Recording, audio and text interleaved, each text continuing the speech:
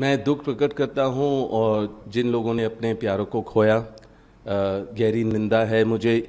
ऐसे जो आतंकवाद ने अटैक किया और 28 लोगों की मौत हुई, काफ़ी लोग घायल हुए।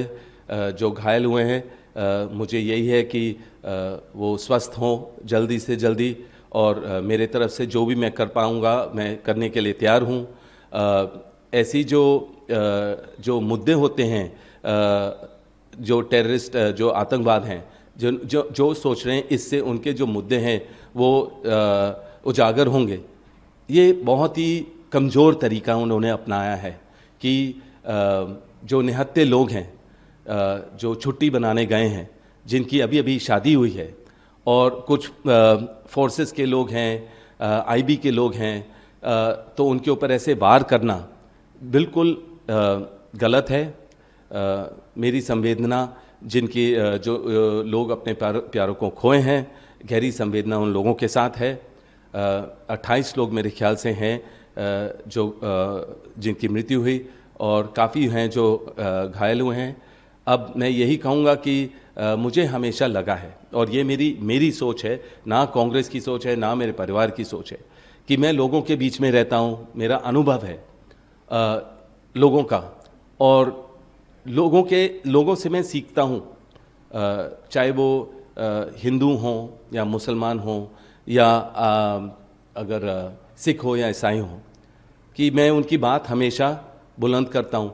हाल ही मैंने दो हफ्ते पहले मैंने भी जो गलत हो रहा है मुसलमानों के साथ, कि जब वो अपनी प्रार्थना करते हैं और अगर जामा मस्जिद में करते हैं और अगर बड़े तादाद में लोग होते हैं और वो बाहर रोड पे आना पड़ता है उनको, तो उनको रोक दिया जाता है या छतों पे रोक दिया जा रहा है कि आप यहाँ प्रार्थना नहीं कर सकते, या मस्जिदों का सर्वे हो रहा है कि हो सकता है कोई मूर्ति मिल जाए या कुछ भी ऐसे हो जाए जो संभल वगैरह में हो रहा है।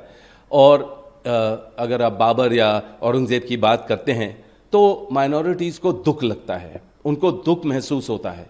और ये जो इस तरह की ये राजनीति से जुड़ा हुआ संबंध है कि हमेशा ये रोक लगाई जाती है, और धर्म और राजनीति को मेरे ख्याल से ज़रूर अलग होना चाहिए, क्योंकि जब भी ये होगा तो मुझे लगता है कि जो ये गलत आतंकवाद का अटैक हुआ है वो होगा, क्योंकि अगर आप देखेंगे जो सबूत है कि उन्होंने आईडी देखकर उसके बाद उन्होंने चुना किनको उन्होंने मारना है या छोड़ना है, वो कहाँ से होता है? क्योंकि उनको सोच है कि मुसलमानों को दबाया जा रहा है, तो लोग ऐसे उठते हैं।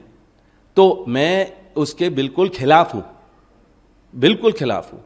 और मुझे पता है हमारी जो फोर्सेस हैं वो एकजुट होंगे, और ताकत उनको मिलेगी, या ताकत होनी चाहिए कि वो आगे जाके बॉर्डर और संभालें और अपनी कार्रवाई करें, और जो भी जहाँ भी सिक्योर कर सकते हैं उसको सिक्योर करना ज़रूरी है।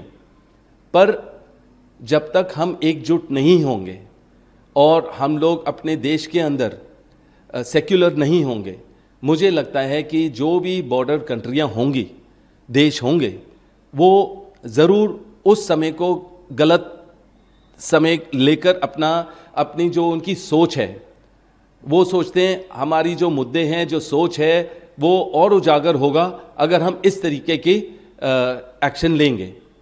तो मुझे लग रहा है कि बिल्कुल यहाँ भेदभाव की राजनीति से दूर होना चाहिए, धर्म की राजनीति से दूर होना चाहिए, और जो माइनॉरिटीज़, जो भी मुसलमान लोग हैं या जो भी माइनॉरिटीज़ हैं, अगर वो अलग हो रहे हैं तो उससे हानिकारक है। एकजुट होने में ही हमारा फ़ायदा है, हमारी ताकत है। और भेदभाव नहीं होना चाहिए कि एक कम्युनिटी के लोग मतलब कि रोड पे उतर के अपना प्रचार कर सकते हैं, जो भी उनकी सोच है, जो भी प्रार्थना है, वो रोड पे उतरते हैं, और कुछ लोगों को रोका जाता है। तो दुनिया देखती है, वो भी खुश नहीं है कि इस तरीके की जो अटैक हुआ है, आतंकवाद का अटैक हुआ है, ये गलत है। जहाँ भी ऐसा होगा लोग डरे रहेंगे। और मैं ये कहूँगा कि फ़ायदा नहीं होगा, प्रगति नहीं होगी उस देश की, उस जगह की। मैं ये कहूँगा कि जम्मू कश्मीर इतनी सुंदर जगह है भारत में, वो एक जगह है, बहुत जगहों में से एक जगह है जो बहुत ही ज़्यादा सुंदर है। और लोग, ये समय था कि लोग शादी करने के बाद या अपने गर्मी के से दूर रहने के लिए वहाँ जम्मू कश्मीर जाते हैं अपने छुट्टियों के लिए।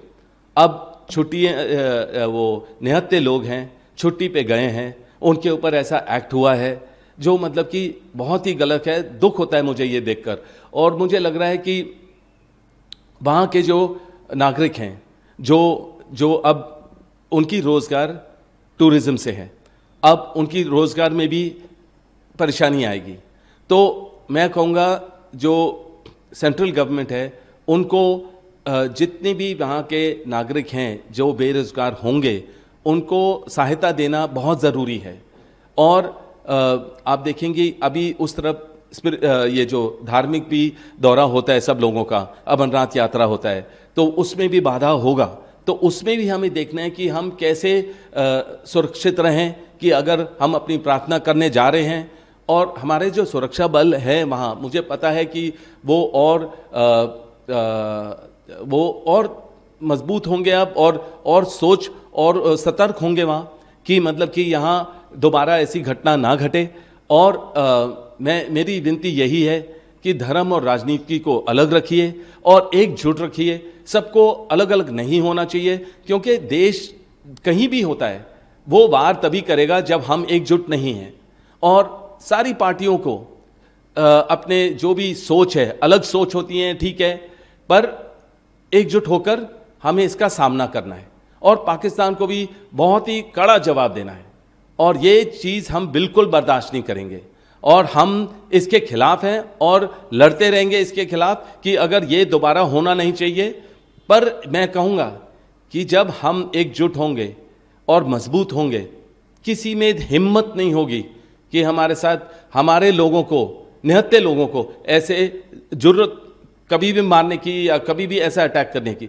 तो मेरी विनती यही है कि मेरी गहरी संवेदना है जो 28 लोग मरे हैं उनके परिवारों के साथ, और जो घायल हैं कि वो जल्दी ठीक हों।